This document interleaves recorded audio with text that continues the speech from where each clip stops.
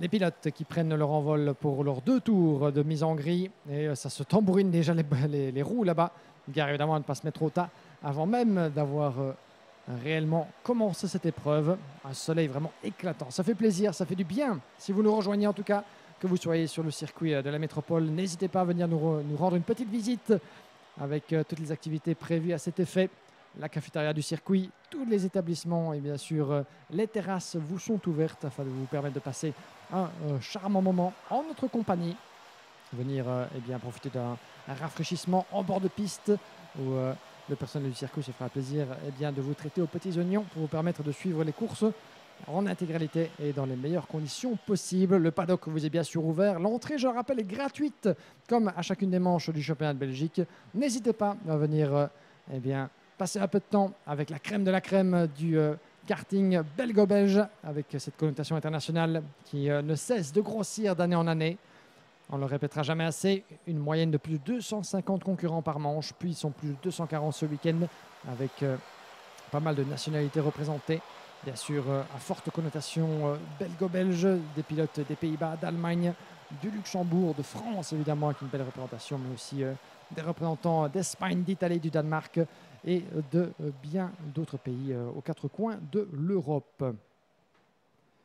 C contre F, c'est la confrontation qui nous attend avec Ruben Moya et Bart Ploeg sur la première ligne de la grille de départ. Danny Karenini, le pilote Energy Course et Benelux sur la deuxième ligne, accompagné de Clément Outran, suivi de Mika Voss, Kevin Antinga, Victor Louis, Alessandro Tudiska, Lucas Griggs, Clément Massot, Laurie Satch, Adrien Margoglio, Luca Degrange, Iliano Couture, avec ensuite Thibaut Guelade, Joep Muller, Andres Beers, Quentin Anoul, Casper Norman, Alex Moore, Wesley de Rooij, Mace Muller, Livia Samson et Xilian Bonne. Ils sont 24 pilotes sur cette grille de départ.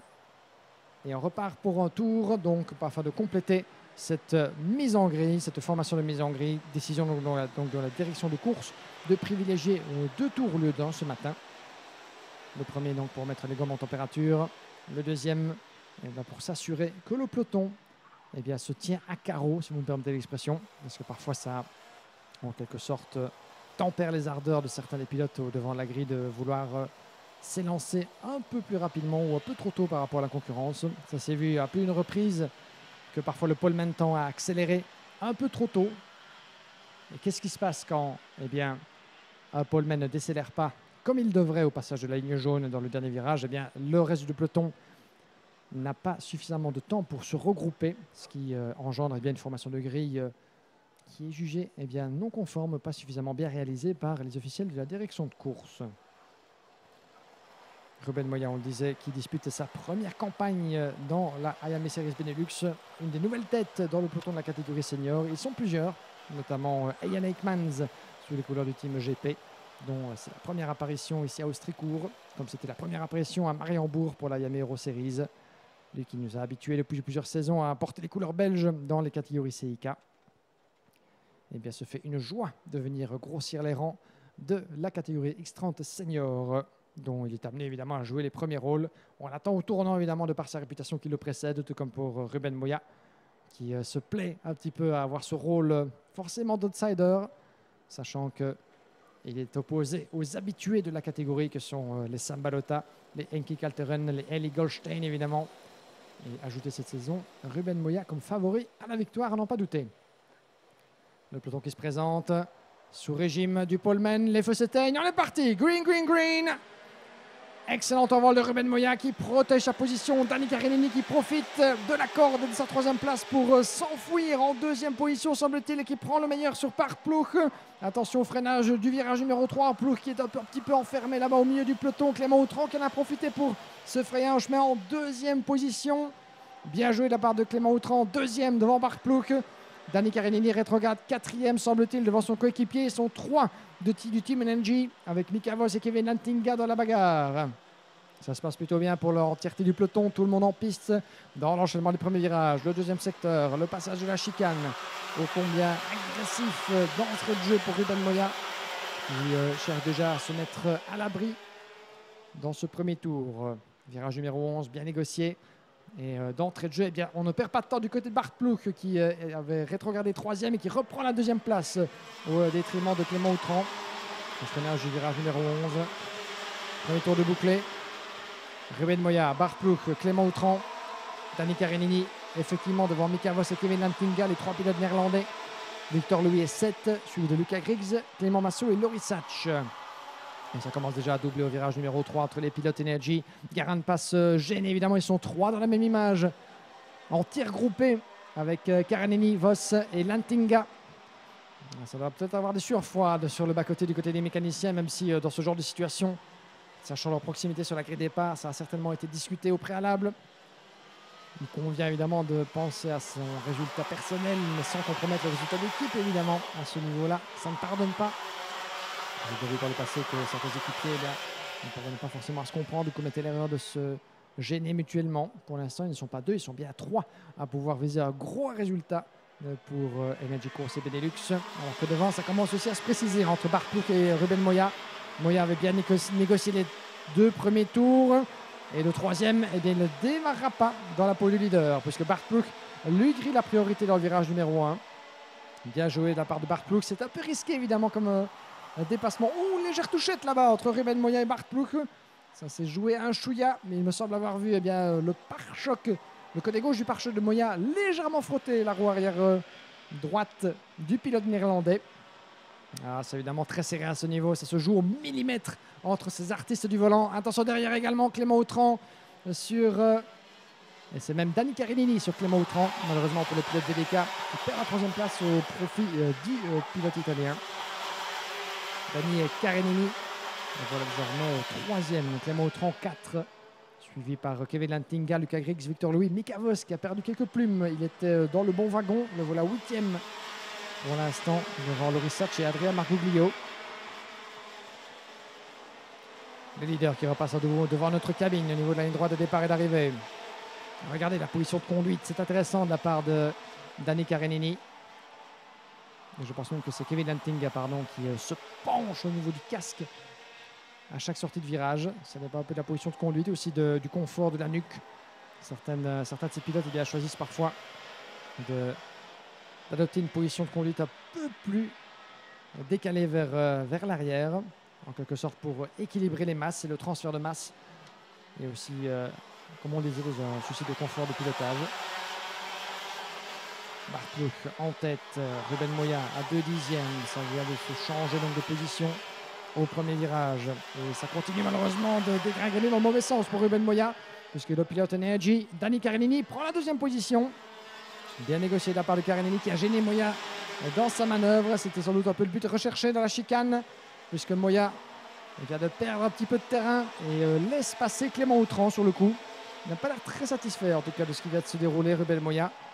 Ou alors il signifiait à Clément Outran, tu peux passer. Et attention, ça continue un peu de porter les stockades pour Kevin Lantinga qui passe. Oh, ils sont 3 côte à côte à la sortie du virage numéro 3. Oh, que c'est chahuté pour Ruben Moya qui dégringole de la hiérarchie, j'en ai bien peur. Mais ça passe de tous côtés, à gauche comme à droite. Ah, c'est un peloton très remonté évidemment. Et Ruben Moya, tenez-vous bien, qui se retrouve de la première à, je pense, eh bien, la 9e position, semble-t-il, à la toute fin de ce 2e wagon. Eh bien, ça commence un peu à se chahuter avec encore 5 minutes et un tour dans cette épreuve. Alors que nous avons bien la visite de quelqu'un que je n'avais plus vu depuis quelques temps. Ça fait toujours plaisir d'avoir un certain Michael Bouvier, Miko Bouvier pour les Atimes, qui nous rend visite ici au Stricourt. Je vais l'apercevoir dans le paddock. Miko Bouvier, évidemment, ancien champion de Belgique de la catégorie Master. On espère avoir l'occasion peut-être d'avoir un petit mot de sa part, Miko Bouvier.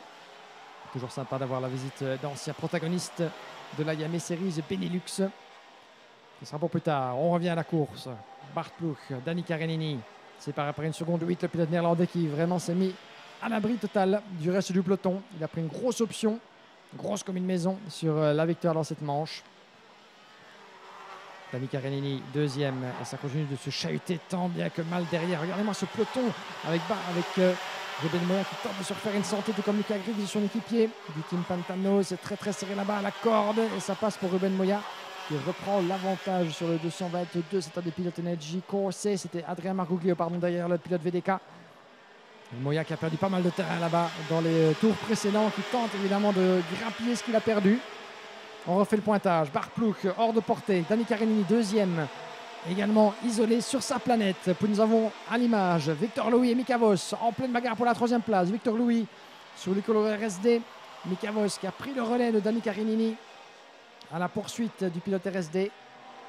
Puis nous avons Lucas Griggs qui a franchi l'écueil. Kevin Lantinga. Le voilà cinquième, Lucas Griggs. Lantinga 6. Clément Autran a rétrogradé en septième place devant Ruben Moya.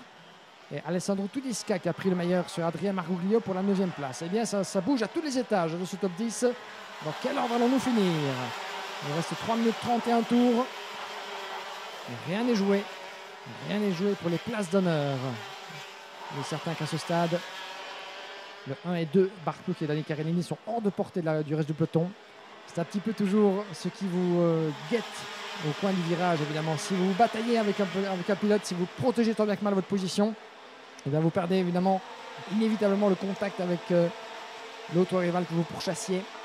C'est ce qui vient de se passer clairement pour Mika Voss. Et attention, ça passe à l'accord pour Voss qui ouvre la porte au virage numéro 3 sur Victor Louis. Et malheureusement, c'est grand ouvert également pour Lucas Griggs, mais Victor Louis qui ferme cette porte abruptement en sortie de virage. Ça ne passe pas pour Lucas Griggs qui aura tenté de s'infiltrer là-bas.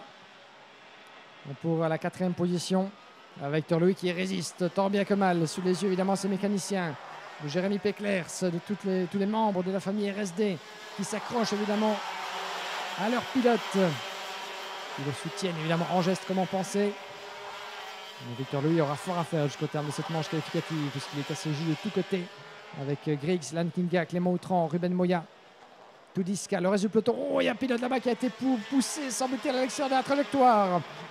Il n'y aurait bientôt plus assez de place sur cette piste pour les contenir tous, tellement ils sont regroupés là-bas dans cette deuxième partie du top 10. Incroyable passe d'armes là-bas qu'il faudra suivre également d'un bon oeil. Alors que nous sommes ici de retour avec Lucas Griggs et Victor Louis qui a concédé la 4e place. Griggs est passé. Barplouk 1, Dani Karenini 2, Mika Voss 3e à l'image. Lucas Griggs, Victor Louis juste derrière. Le pilote belge peut encore inverser la tendance par rapport aux Britanniques. Il lui reste du temps pour ça.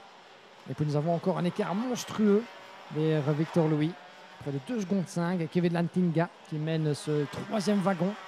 Il y aura fort à faire pour Lantinga derrière aussi, puisque Ruben Moya est en pleine explication là-bas. C'est très chahuté avec Jouk Muller, Margot Guillot, Yannou Couture, Loris Tudiska. J'en perds même le compte du nombre de pilotes qu'il y a là-bas dans ce groupe. On ne peut plus chahuter. Et ça ne va pas faire les affaires de Ruben Moya, semble-t-il, qui est en train de perdre pied un petit peu dans ce peloton. On va refaire le pointage, mais ça se passe à gauche comme à droite. Et un pilote qui en a fait les frais là-bas, dans le bas-côté à la sortie de la chicane. De qui s'agit-il? C'est le numéro 265. J'en ai bien peur qu'il va devoir rendre les armes.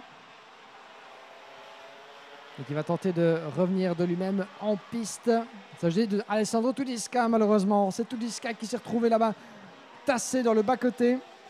Il ne peut pas évidemment bénéficier de l'assistance d'un commissaire aussi longtemps que son moteur sera toujours en marche et qu'il voudra reprendre sa place en piste. Tudiska qui tente évidemment de revenir, vous ne le voyez pas, mais ça semble compromis.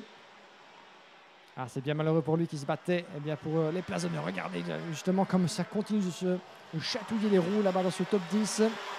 Nous sommes dans l'avant-dernier tour. En tout cas, il y aura peut-être encore un tour après celui-ci si on parvient à franchir la ligne d'arrivée avant la fin du chrono. Voilà Barplouk qui passe juste devant nous. Il restera donc 2 tours et vous le voyez là-bas, Tudiska sur votre image qui reste planté à l'extérieur de la chicane. Le drapeau jaune est brandi, c'est somme toute logique.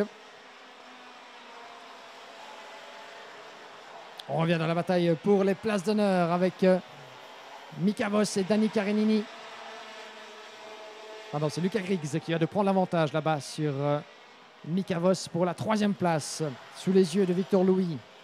Karenini est hors de portée évidemment, c'est son équipier Mika Voss là-bas en pleine foire d'empoigne face à Lucas Griggs. Nous sommes dans l'avant-dernier tour. Il ne restera plus beaucoup de temps après celui-ci. 1,4 km. Le passage de la chicane, toujours spectaculaire évidemment de ce point de vue. À l'extérieur du virage numéro 10. Important évidemment de conserver une bonne motricité, ne pas sortir trop large pour ne pas ruiner ses pneus sur le vibreur et compromettre son entrée dans le virage numéro 11 et toute la fin du tour. Mais Lucas Griggs non seulement a pris l'avantage sur Mika Voss, mais également est occupé à se mettre à l'abri. Il prend l'écart et bon à l'entrée de ce dernier tour. Lucas Griggs, une demi-seconde d'avance pour l'instant sur Mika Voss et Victor Louis juste derrière. Est-ce que le pilote RSD peut tenter une ultime estocade dans ce dernier tour? Ça semble plus être dans les cordes de Mika Voss qui se rapproche à nouveau de Luka Griggs. Est-ce que Voss pourrait tenter éventuellement ce dernier dépassement dans le dernier tour? Nous avons derrière également Kevin Lantinga sous la menace de Ruben Moya. Ruben Moya était passé, mais Lantinga vient de lui rendre l'appareil en reprenant la 6e place. Décidément, les pilotes Pantano qui ne sont pas forcément à la fête dans cette manche qualificative avec Moya coincé là-bas, tout comme Luka Griggs. Dans le virage numéro 11, Griggs qui parvient et qui a repris l'avantage sur Mika Voss et qui le conserve. Alors que pendant ce temps-là, la victoire et le drapeau à damier pour Bart Ploeg. 2e victoire de manche pour le pilote néerlandais du Thierry Delray Racing Team. Danny Karenini qui s'établit dans cette hiérarchie en 2e position. Luka Griggs 3e qui aura résisté au retour pour 3 petits dixièmes de Mika Voss. Victor Louis 5, suivi de Kevin Lantinga qui résiste pour moins de 2 dixièmes sur la ligne à Ruben Moya. Iliano Couture est 8 devant Loris Satch et Casper Norman en 10e position. Eh bien, quelle épreuve, chahutée à tous les niveaux, c'est le cas de dire, sauf pour la victoire et le gain à la 2e place dans les mains de manière incontestée de Bart Ploeg et Danny Karenini. Voici donc Bart Ploeg qui rejoint donc Paco Mosenberger et Henki Kalteren au nombre de succès, 2 victoires chacun pour ces 3 pilotes qui se dressent donc comme favoris logiques à ce stade de la compétition dans la catégorie des seniors, en tout cas pour l'attribution des points, 80 points pour le vainqueur du classement des manches qualificatives. Au terme donc, nous serons à mi-chemin dans l'après-midi. Votre classement définitif ici, provisoire certainement, mais en piste avant qu'il soit officialisé par les commissaires. Bart Ploeg, Danny Karenini, Luka Griggs, Mika Voss, Victor Louis, Lantinga, Ruben Moya, Couture, Satch et Norman pour votre top 10. Jupp Müller qui a franchi la ligne d'arrivée au 11e rang, suivi de Clément Outran, Luca Degrange, Mess Müller, 15e place pour Clément Massot, suivi de Alex Moore, Andrea Margoglio, Quentin Hanoul, Wesley de Gooy, Xilian Bonne, Andres Beers et plusieurs abandons vous signalent.